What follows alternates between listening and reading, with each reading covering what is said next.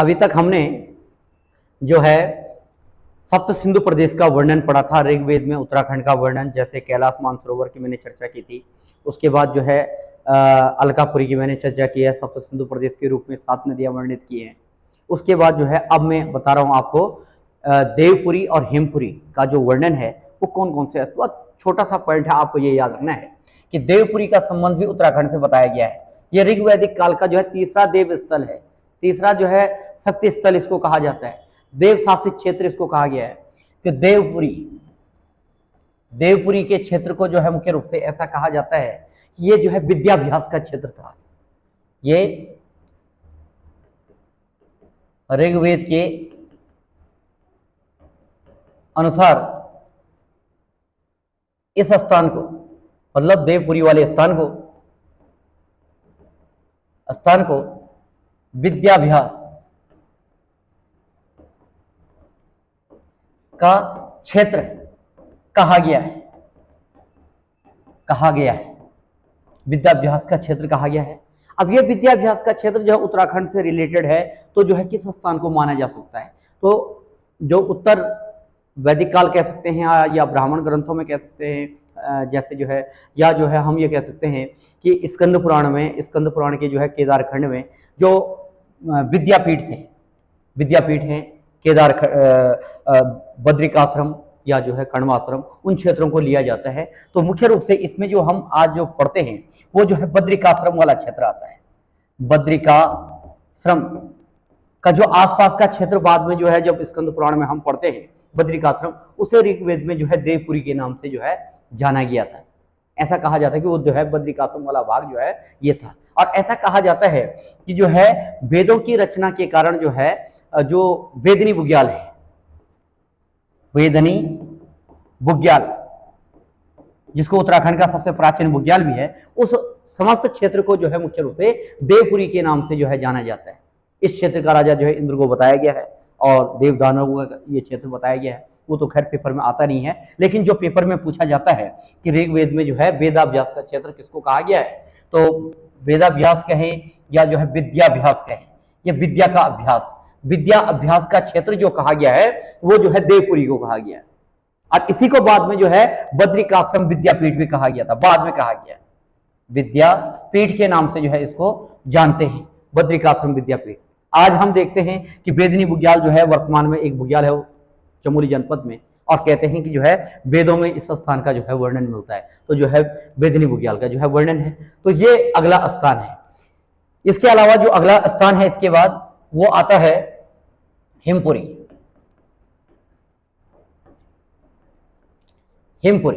चौथा स्थान ऋग्वेद के अनुसार जो है चौथा स्थान। उत्तराखंड के जो है इतिहासकारों के अनुसार, जो उत्तराखंड के जो है किताबें हैं, प्राचीन ग्रंथ हैं, उनके अनुसार जो है ये माना जाता है कि हेमपुरी का जो राजा था वो जो है पर्वतराज हिमालय को कहा जाता है। पर्वतराज हिमालय, और हिमालय हमारे यहां पर है। पर्वतराज हिमालय जो है हेमपुरी का राजा था, इसको जो है राजा बताया गया है, अब मैंने ये नाम इसलिए लिखा क्योंकि जो ये पर्वतराज शब्द है ये केवल जो है ऋग्वेद का शब्द नहीं है, ये बहुत बात तक जो है उत्तराखंड के जो है एक शासन शक्ति, एक क्षेत्र, एक राज्य के लिए जो है नाम होता रहा। ये मान लो आप कि 6वीं से 7वीं सदी के बीच में इसी पर्वतराज शब्द के नाम पर पर्वताकर राज्य जो है रहा, जिस पर जो है पौरव शासकों का शासन रहा। ठीक है, तो ये इस शब्द जो पर्वतराज शब्द से इस पर्वतराज हिमालय का जो ये हेमपुरी का जो राजा था वो पर्वतराज हिमालय था। तो इस पर्वतराज के नाम पर जो है पर्वताकर राज्य बना है, पर्वताकर राज्य बना है।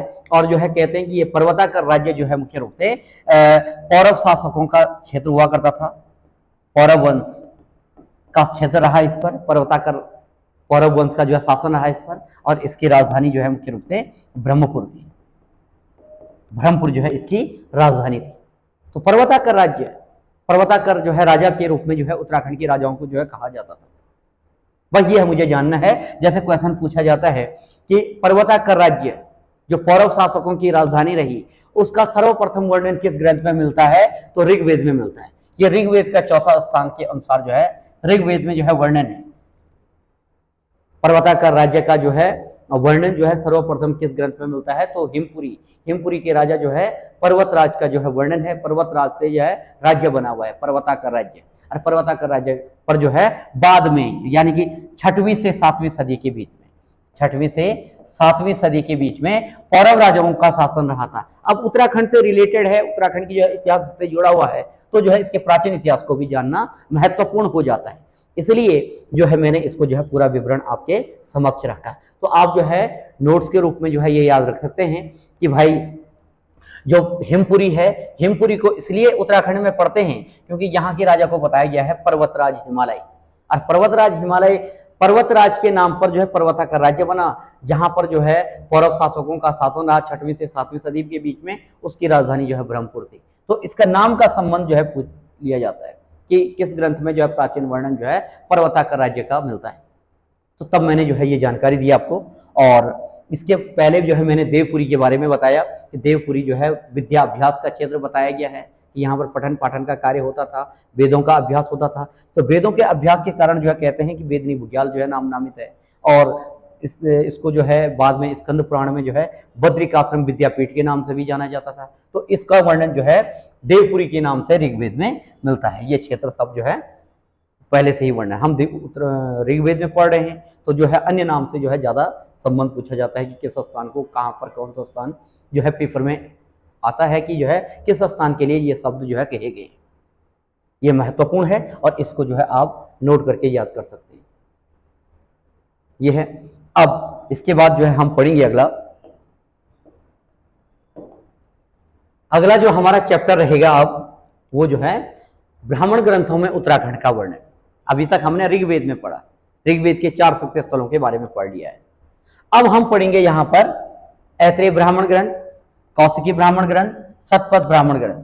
सबसे पहले तो उत्तराखंड का वर्णन, उत्तराखंड का नाम, उत्तराखंड का जो जिक्र है, अगर किसी न किसी रूप में किसी ब्राह्मण ग्रंथ में मिलता है तो वो उत्तराखंड की दृष्टि से एक जो है धार्मिक इतिहास बन जाता है।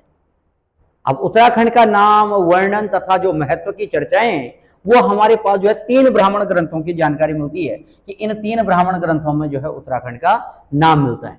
मैंने लिखा है तो क्वेश्चन ये भी पूछा जाता है कि भाई कितने ब्राह्मण ग्रंथों में उत्तराखंड का वर्णन है, तो 3 ब्राह्मण ग्रंथ हैं जिसमें जो है उत्तराखंड के बारे में जो है ये चर्चा मिलती है। ठीक है, सबसे पहले तो जो है ऐत्रेय ब्राह्मण ग्रंथ।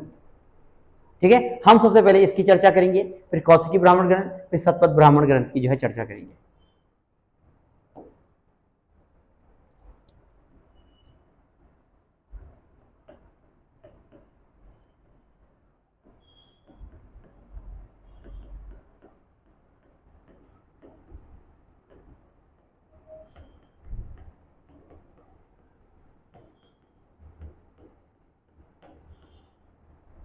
ऐत्रेय ब्राह्मण ग्रंथ में उत्तराखंड का वर्णन क्या है, तो भाई सबसे पहले आता है नाम कि इस ब्राह्मण ग्रंथ में जो है उत्तराखंड को जो है किस नाम से नामित किया गया है।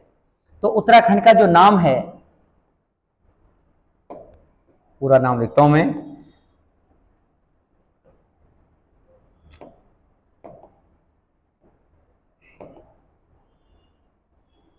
इस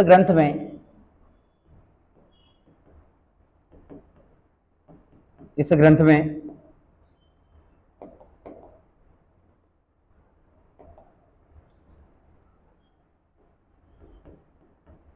उत्तराखंड का नाम उत्तर कुरु, इस ग्रंथ में उत्तराखंड का नाम उत्तर कुरु मिलता है। उत्तराखंड का नाम जो है उत्तर कुरु मिलता है इसमें, उत्तर कुरु। ठीक है, लेकिन एक बहुत बड़ी जानकारी है जो कि जो है पहले पेपर में भी आ रखा है।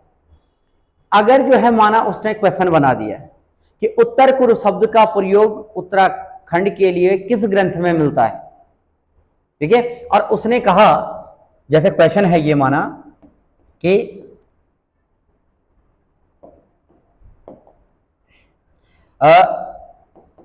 उत्तर कुरु शब्द का प्रयोग उत्तराखंड के लिए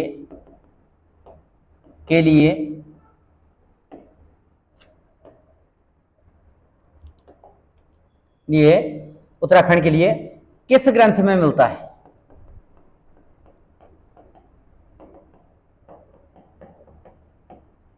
मिलता है, किस ग्रंथ में मिलता है भाई? और ऑप्शन उसने दिए ऋग्वेद, ऋग्वेद, स्कंद पुराण, स्कंद पुराण, महाभारत, और डी ऑप्शन दिया इनमें से कोई नहीं।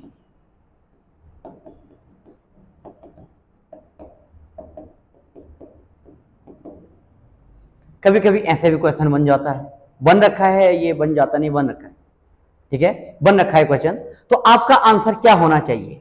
तो अमूमन जो है आप जो हम जो इस फैक्ट को पढ़ते हैं कि अधिकांश किताबों में ये लिखा हुआ कि ऐत्रेय ब्राह्मण ग्रंथ में उत्तराखंड के लिए उत्तर कुरु शब्द का प्रयोग मिलता है, लेकिन ऐसा नहीं है कि और ग्रंथों में नहीं मिलता है, ठीक है। तो इसमें आंसर आएगा महाभारत।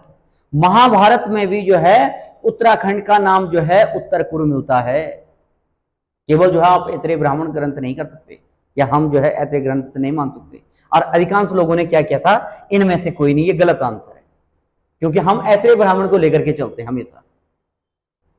ये क्वेश्चन पूछा गया है, ठीक है। तो जो है मुख्य रूप से महाभारत में भी जो है उत्तर कुरु शब्द का प्रयोग उत्तराखंड के लिए हुआ है। अगर ऑप्शन में महाभारत है तो इनमें से कोई नहीं का तो मतलब ही नहीं बनता। ऑप्शन तो है ना उसमें, क्या हुआ तो ऋग्वेद नहीं है, ये क्या कहते हैं जो है ऐत्रेय ब्राह्मण ग्रंथ नहीं है, तो ठीक है, ये तो है। तो इसके हिसाब से जो है मुख्य रूप से हम जो है आंसर देंगे अपना। तो कभी कभी इस प्रकार के क्वेश्चन भी पूछ लिया जाता है। तो आपको यह याद रखना है कि ऐत्रेय ब्राह्मण ग्रंथ के साथ साथ महाभारत में भी उत्तराखंड को जो है उत्तर कुरु शब्द का प्रयोग जो है कर रखा है। उत्तराखंड के लिए जो है महाभारत में भी उत्तर कुरु शब्द का प्रयोग किया हुआ है, तो ये याद रखना है। ये मैंने आपको जो है जानकारी दी।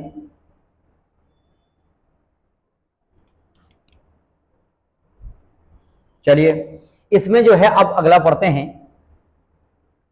कि जो है, बल्कि मैं यहीं पर लिखा देता हूं आपको, नोट करके लिखिएगा कि उत्तर कुरु शब्द का प्रयोग, उत्तर कुरु शब्द का प्रयोग उत्तराखंड के लिए ऐत्रेय ब्राह्मण ग्रंथ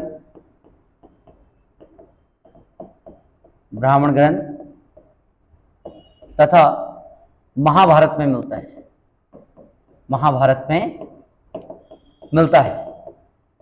कंफ्यूजन ना हो इसलिए मैंने नोट करके यहां पर लिखवा दिया आपको, दोनों ग्रंथों में मिलता है, कोई अलग नहीं, ठीक है। अब हम ऐत्रेय ब्राह्मण ग्रंथ का अर्थ पढ़ते हैं। ये ऐत्रेय ब्राह्मण ग्रंथ में जो है ये नाम है, इस नाम का शाब्दिक अर्थ क्या है? उत्तर कुरु शब्द का शाब्दिक अर्थ, उत्तर कुरु उत्तर की पवित्र भूमि और वहां के निवासियों से लिया जाता है, ठीक है। इस शब्द का जो अर्थ लिया जाता है कि उत्तर की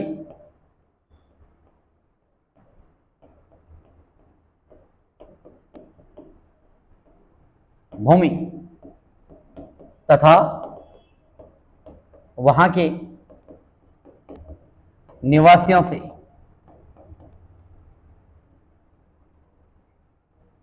को कहा गया है, निवासियों को कहा गया है।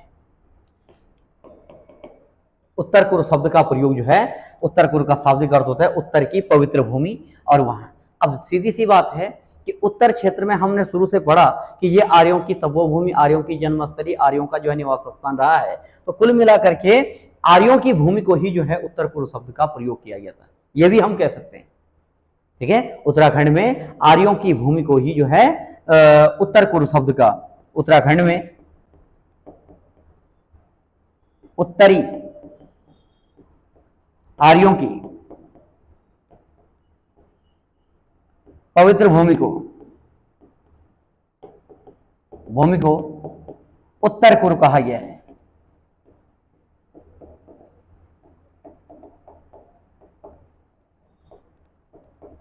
उत्तर कुरु कहा गया है, आर्यों की पवित्र भूमि को कहा गया। बस इतना आपको जो है इसकी व्याख्या जो है याद रखिए कि उत्तर कुरु शब्द जो है कितने ब्राह्मण ग्रंथों में उत्तराखंड के लिए मिलता है, मतलब कौन कौन से ग्रंथों में मिलता है, तो एक ऐत्रेय ब्राह्मण और एक जो है महाभारत में याद रखना है। दूसरा जो है आपको याद रखना है कि उत्तर कुरु शब्द का शाब्दिक अर्थ जो है उत्तर की पवित्र भूमि और वहां के निवासियों से। अब यहाँ के निवासी जो हमने पढ़ा इससे पहले वो जो है आर्य थे, ठीक है, आर्य थे, और आर्यों की पवित्र भूमि को ही जो है उत्तर कुरु के नाम से नामित किया गया। ये जानकारी मिलती है, ये है। अब ऐसा कहा जाता है कि जो है जो ऋग्वैदिक आर्य थे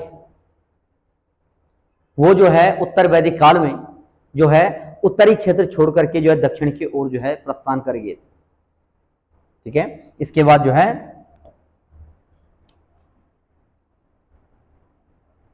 अगला पॉइंट है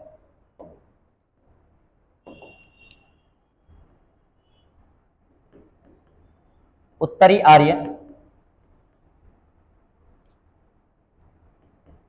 उत्तर वैदिक काल में,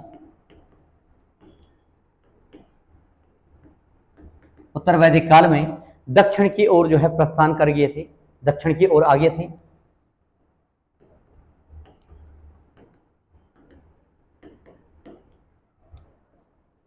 आए थे और उत्तरी आर्यों का दक्षिणी निवास स्थान जो है कुरुजांगल के नाम से जो है जाना जाता है। उत्तरी आर्यों का दक्षिणी निवास स्थान कुरुजांगल, कुरुजांगल कहा जाता है। उत्तरी आर्यों का दक्षिणी निवास स्थान जो है कुरुजांगल के नाम से जो है जानते हैं। ये जो है वर्णन कुरुजांगल के नाम से जो है, जब उत्तरी आर्य जो है कहते हैं कि जो सरस्वती नदी या जो है अलकापुरी वाले जो क्षेत्र है उसको छोड़ करके जो है जब दक्षिण की तरफ जो है आए थे, तो जहां जहां पर भी जो है आर्य रहे होंगे, उत्तरी आर्य निवास किए होंगे, उस स्थान को जो है निवास स्थान को कहा जाता है, उत्तरी आर्यों का दक्षिणी निवास स्थान जो है कहा जाता है कुरुजांगल के नाम से, निवास स्थान के नाम से। तो ये जो है महत्वपूर्ण आपको जो है थोड़ा सा पेपर के लिए याद रखना है। बस इसमें इतना ही है। ऐत्रेय ब्राह्मण ग्रंथ में जो है उत्तरी कुरु शब्द का वर्णन, उत्तरी कुरु शब्द का शाब्दिक अर्थ उत्तर की पवित्र भूमि से लिया जाता है। उत्तर की पवित्र भूमि में जो है आर्य निवास करते थे और आर्यों के निवास स्थान को ही जो है उत्तर कुरु कहा गया है। सीधी सी बात है, उत्तर वैदिक काल में। अब क्या होता है कि उत्तर वैदिक काल में जो है कुछ आर्य जो है दक्षिण की तरफ जो है आ जाते हैं, तो दक्षिण की तरफ जिन स्थानों पर भी जो है उन्होंने जो है जीवन जीना व्यतीत किया था, तो एक पवित्र नाम जो है उस स्थान के लिए दिया जाता है कुरुजांगल। तो उत्तरी आर्यों का दक्षिणी निवास स्थान किस नाम से जानते हैं, ये क्वेश्चन आता है। तो उत्तरी आर्यों का दक्षिणी निवास स्थान जो है वो जो है कुरुजांगल के नाम से जो है मुख्य रूप से जाना जाता है। तो आपने जो है मुख्य रूप से यह याद रखना है कि ऐत्रेय ब्राह्मण ग्रंथ में जो है इन सब तथ्यों का जो है वर्णन किया जाता है और जो मैंने आपको जो है ये समझाया है। अब इसके बाद जो है ये भी आपको याद रखना है। अब मैं नेक्स्ट पॉइंट बता रहा हूं, कौशिकी ब्राह्मण ग्रंथ। दूसरा है कौशिकी ब्राह्मण ग्रंथ। तो जो है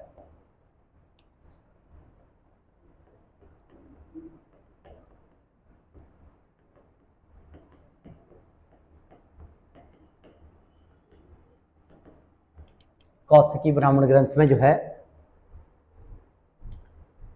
उत्तराखंड का जो वर्णन है,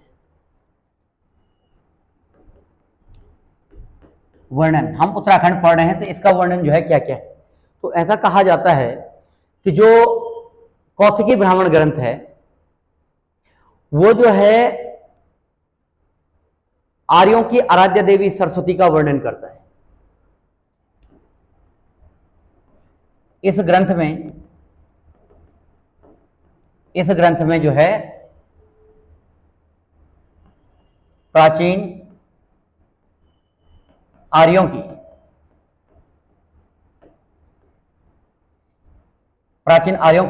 आराध्य देवी, प्राचीन आर्यों की आराध्य देवी सरस्वती प्राचीन आर्यों की आराध्य देवी सरस्वती का वर्णन करता है, किया जाता है, इस ग्रंथ में आर्यों की आराध्य देवी सरस्वती का जो है वर्णन मिलता है। ठीक है, अब जो है आर्य जो है सरस्वती की पूजा किस रूप में करते थे? ठीक है, तो प्राचीन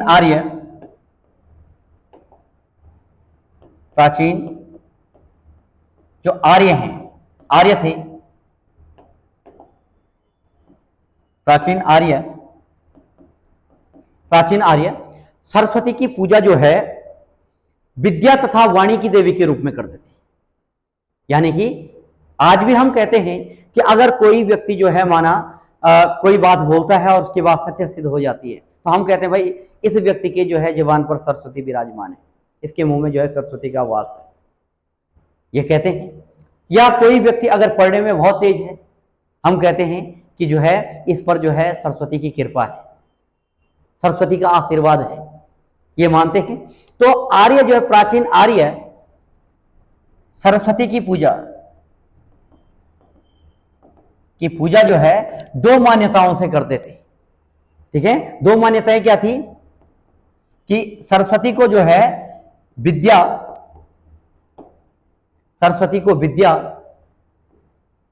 तथा जो है वाणी की देवी कहा जाता है, वाणी की देवी कहा जाता है, विद्या तथा जो है वाणी की देवी कहते थे।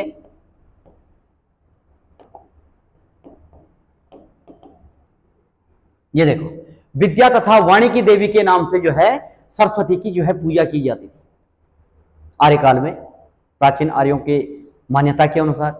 ठीक है, प्राचीन आर्य सरस्वती की पूजा जो इस नाम से करते थे। अब जो है क्वेश्चन आता है कि भाई जो है सरस्वती की मूर्ति पूजा को क्या कहा जाता है? तो देवी सरस्वती की मूर्ति पूजा को वांग देवी कहा जाता है।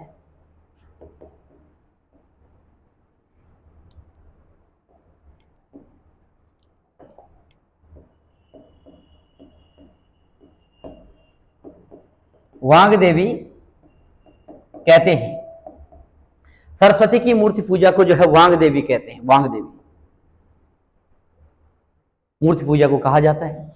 अब वांग देवी की पूजा उत्तराखंड के किस स्थान पर होती है? तो उसका आंसर आता है बद्रिकाश्रम, बद्रीनाथ में जो है किस स्थान पर जो है वांग देवी की पूजा होती है। मैं इधर लिख रहा हूं, उत्तराखंड में वांग देवी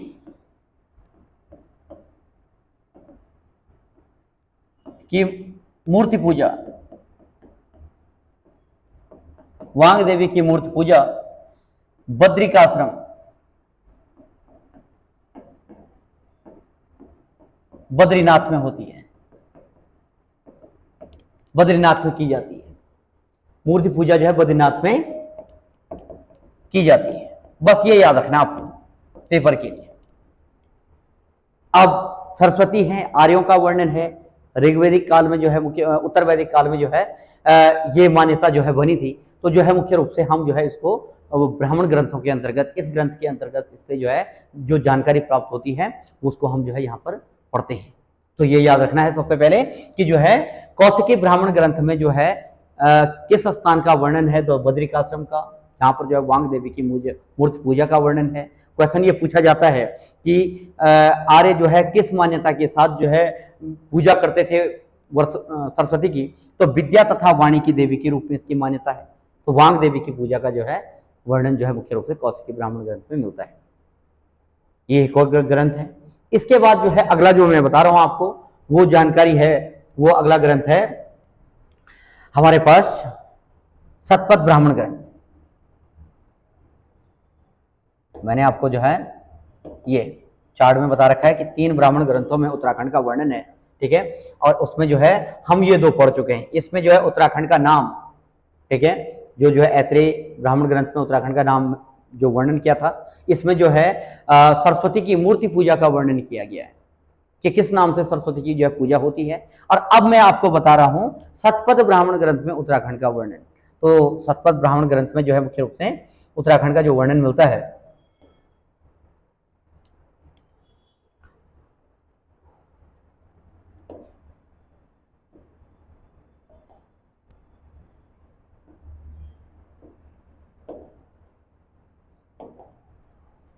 वो आता है मुख्य रूप से शतपथ ब्राह्मण ग्रंथ में उत्तराखंड का वर्णन। शतपथ ब्राह्मण ग्रंथ में उत्तराखंड का वर्णन। तो सीधी सी बात है कि शतपथ ब्राह्मण ग्रंथ में हिमालय की जो है 3 श्रेणियों का वर्णन किया गया है। हिमालय की 3 श्रेणियों का वर्णन किया गया है। महान हिमालय, महान हिमालय, मध्य हिमालय और शिवालिक श्रेणी। तो यहां से जो है क्वेश्चन पूछा जाता है कि शिवालिक नाम का संबंध जो है मुख्य रूप से किस ब्राह्मण ग्रंथ से, शिवालिक नाम जो है किससे आया है। तो शिवालिक मतलब होता है भगवान शिव का निवास स्थान। भगवान शिव, भगवान शिव का के नाम पर नामित स्थान। ठीक है, शिव अलग के नाम से जो है मुख्य रूप से शिवालिक का नाम मिलता है।